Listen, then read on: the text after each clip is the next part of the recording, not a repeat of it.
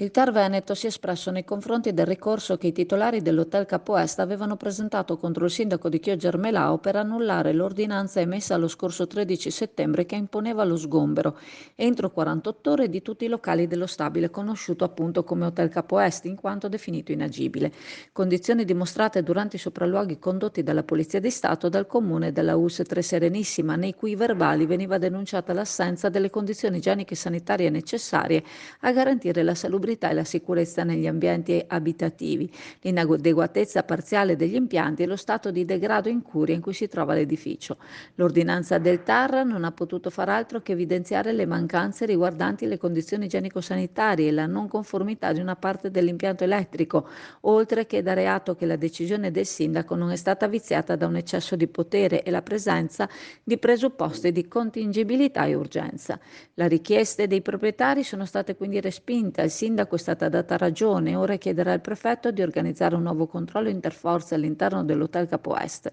Finché non vedrò l'hotel sgomberato continuerò a chiedere interventi interforze, ha affermato. Chioggia non può in alcun modo permettersi situazioni simili nel proprio territorio, tanto più che il sito in questione dista pochi metri dal lungomare Adriatico e si trova vicinissimo ad altre strutture residenziali. Nessuno sconto a chi non rispetta le ordinanze e le regole. La decisione del TAR evidenzia come l'amministrazione comunale abbia lavorato bene, in primis il sindaco, il dirigente comunale e le forze di polizia.